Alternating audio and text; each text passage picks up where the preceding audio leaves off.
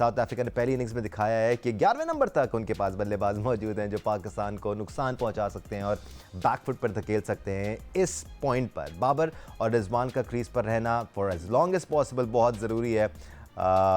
Escape for Babar Azam at the moment, जो कि बेहतर लग रहे हैं आज। सिकू भाई, ही लुक्स मोर सेटल्ड, बट काम अभी शुरू हुआ है।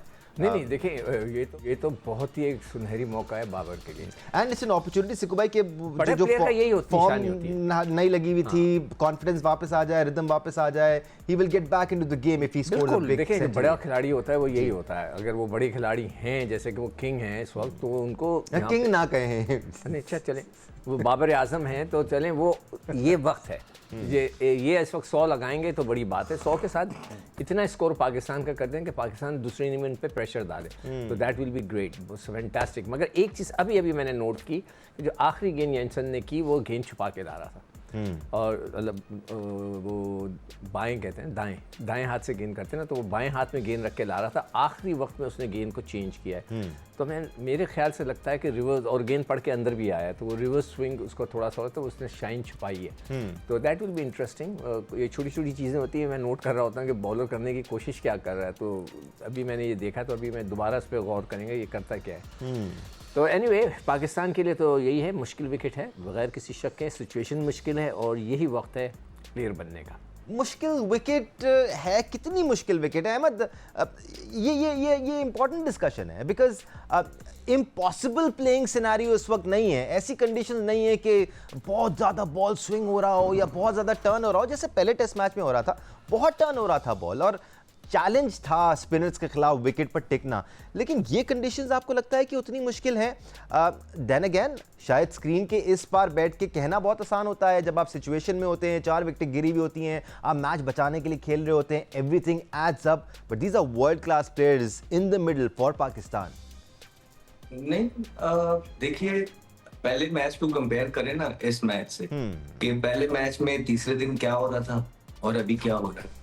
ये पिच थोड़ी स्लो है, ये पिच में जब टर्न होता है तो टाइम मिल रहा है, बैकफुट पे जाके एडजस्ट हो रहा है, लेकिन टेक्निक भी तो आपकी है। अब साउथ अफ्रीकन प्लेयर आके बैकफुट पे खेल रहे हैं, आपको एडजस्ट कर दें, और आपकी टेक्निक है, छोटे छोटे हमारे सालों की हाइट है, उस पर भी हम इतना नंबर लंच कर रहे हैं, जिस तरह राशिद भाई बोल रहे थे।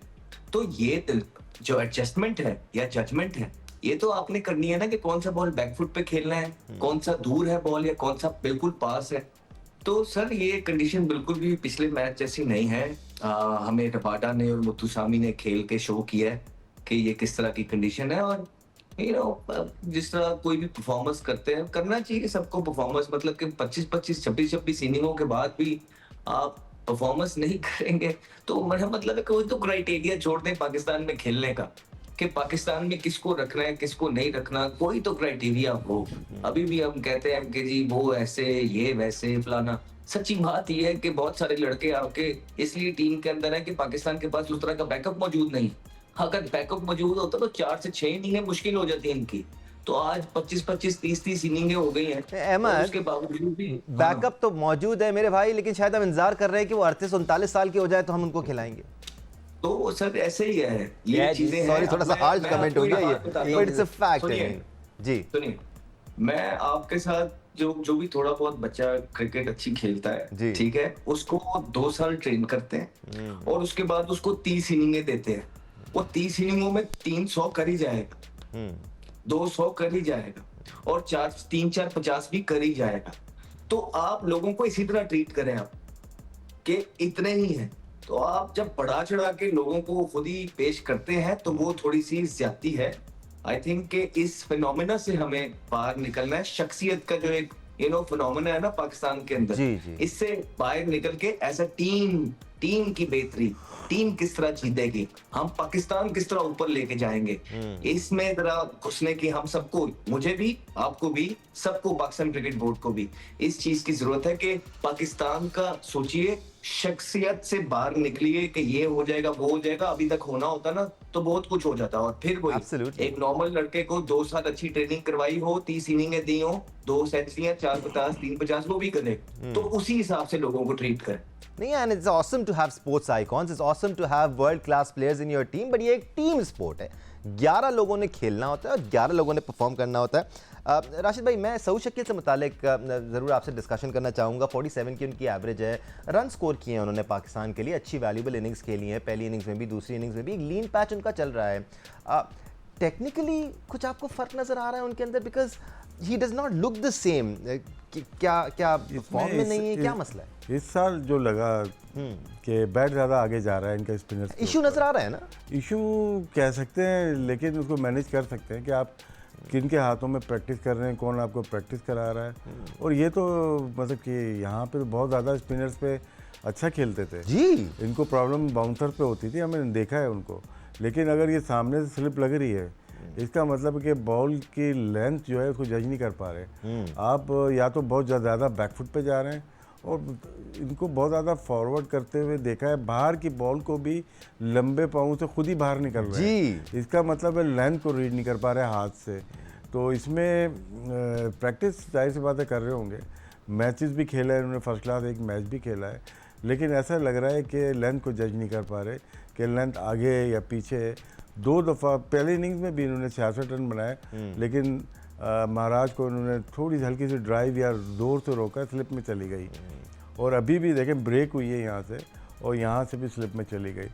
तो जानी नहीं चाहिए स्लिप में। अगर आप कमिट हो गए हो तो इसका मतलब है बॉल आपकी सोच से थोड़ा पीछे गिर गई है। ये तो बड़े मुरलीधरन का कारनामा होता था, जब वो बॉल को फेंकता था ऐसा लगता था कि आपके पास आके गिर रही है, लेकिन जब आप खेलने जाते थे तो 2 फीट पीछे गिरती थी। और उसमें राशिद भाई आपको पता भी नहीं होता था कि बॉल बाहर जाएगा या अंदर आएगा, वो डिसेप्टिव इतने ज़्यादा थे। यहाँ तो बड़ा सिंपल सिनेरियो है जी, लेकिन ये है कि अभी के सिचुएशन ये है कि 4-5 ओवर्स रह गए होंगे, आज का दिन निकालेंगे, कल का देखेंगे। अगर आज विकेट गिर जाती है ना यहाँ पे जो कोशिश कर रहे हैं, और वो फिर हमारे लिए मुश्किल हो जाएगा। ये पार्टनरशिप से गेम चेंज हो जाता है। You never know. आज जिस तरह से रबाडा ने, मुतसामी ने बैटिंग की है, और पिच तो वही थी ना, बस हार्डनेस ऑफ द बॉल का फ़र्क है। अभी सॉफ्ट कर दें बॉल, कल सुबह आके और बैटिंग आप कर सकते हैं। और अच्छा, इससे अच्छा मौका क्या मिलेगा कि अंडर प्रेशर आप खेल रहे हैं, आपकी फॉर्म लगी नहीं, आपसे रन हुए नहीं है। यहाँ ये मौका है ना, दोनों लगाएं, सेंचुरी बनाएं और पाकिस्तान को जीत दिलवा दें। तो इससे अच्छा मौका शायद दोबारा इनको नहीं मिलेगा। अनडाउटेडली गोल्डन अपॉर्चुनिटी है यहाँ पर बाबर आजम और मोहम्मद रिजवान के पास। 2 सीनियर प्रोज हैं पाकिस्तान के, और ना सिर्फ हम, पूरी पाकिस्तानी कौम इनकी तरफ देख रही है कि पाकिस्तान को इस भंवर से, इस मुश्किल से निकालेंगे और उस तरह खेलेंगे जिस तरह हम एक्सपेक्ट करते हैं। सिख भाई, हम सोशल के बारे में तो बात कर रहे हैं, हमने राशिद भाई के पॉइंट ऑफ व्यू को शामिल किया। अब्दुल्ला शफीक के बारे में बात करनी ज़रूरी है। आई मीन इतना पोटेंशियल, हमने इतनी बात की है कि टेक्निकली अच्छे बैट्समैन है, he looks good when he is playing, but same mistakes नज़र आती हैं, चीपली आउट होके जाते हैं, उस तरह की एवरेज नहीं है जो आप एक्सपेक्ट करते हैं एक अच्छे बैटर से। यार मैं दो पॉइंटर्स मैंने लिखे हैं। नंबर 1 ये कि मैं क्रिकेट बोर्ड को ये एडवाइस करूँगा, मैं और कुछ तो नहीं कर सकता, मैं सिर्फ एडवाइस ही कर सकता हूँ कि प्लीज़ जब टेस्ट क्रिकेट हो, कोशिश करें डोमेस्टिक क्रिकेट जो 4 रोज़ा होती है ना, वो उससे कम से कम 1-1.5 महीने पहले शुरू हो, ताकि ये सारे लड़के आकर, हम टेस्ट क्रिकेट शुरू हो रही है, उसी साथ में कायद आज़म ट्रॉफी शुरू हो रही है। आपके लड़कों का तो 4 रोज़ा क्रिकेट खेलने का मौका नहीं। अब जितने ये लड़के खेल रहे हैं ना, अब जैसी अब वनडे T20 शुरू होगी है, सब पाकिस्तान टीम के साथ इधर उधर फैल जाएंगे जी। बीच में तो मुझे भी पता लगा उस्मान खान जो है वो अमेरिका खेलने गया हुआ था, डोमेस्टिक क्रिकेट ही नहीं खेल रहा था, फिर उसको बुलाया हुआ है कि जी आए आप T20 खेलें। ये कैसा सिस्टम है? जब भी मैं बार बार स्ट्रक्चर की बात करता हूँ कि हमें पहले स्ट्रक्चर को बनाना है, तो एक तो ये चीज़ करें प्लीज़, मेरी ये एडवाइस है। अगर आप सुनना चाहें तो सुन लें, नहीं सुनना चाहें तो आपकी मर्ज़ी, कि जब टेस्ट क्रिकेट शुरू हो उससे 1.5 महीना पहले डोमेस्टिक क्रिकेट शुरू हो जाए, ताकि लड़के 5-5, 6-6 और कोई लड़का बाहर नहीं जाए, कोई लड़का नहीं जाए, और सब 5-5 मैच खेल के आएँ, ताकि उनका मैच का टेम्परामेंट मिल जाए। नंबर 1। नंबर 2, माइंडसेट की बात की थी अहमद शहजाद ने, I totally agree with him. मैं 200% उस पर जो है इंडोर्स कर रहा हूँ कि अगर आप जब ड्रेसिंग रूम में बैठ के लड़कों से ये बात करते हैं कि यार अगला मैच है ना, हम एक जीत गए, हमें अगला मैच ऐसी पिच बनानी चाहिए, हम ड्रॉ कर दें, ये वो माइंड सेट वाकई ही उस से नजर आ रहा है। ये वैलिड पॉइंट है बहुत ज़्यादा। ये जो अहमद ने बात की, बहुत ज़बरदस्त बात की है, इसलिए कि हम ड्रेसिंग रूम में बैठे होते हैं ना, तो वो कहते हैं यार हम ये तो मैच टेस्ट मैच जीत के, अगले टेस्ट मैच में हम ये कर देते हैं ताकि हम ये कर लें। अगर वो नेगेटिव है, ये अगर बोले बंदा नहीं हमने अगले दफ़ा मैच में जाके जीतना है, फिर से हम बना रहे हैं, हम फिर जाके जीतेंगे, माइंड सेट अलग होता है। अगर आपने ये कह दिया कि नहीं हमने ड्रॉ के लिए जाना है, तो ऑब्वियसली फिर लड़कों का भी माइंडसेट जो है वही होगा जो अभी इस वक्त नज़र आ रहा है। और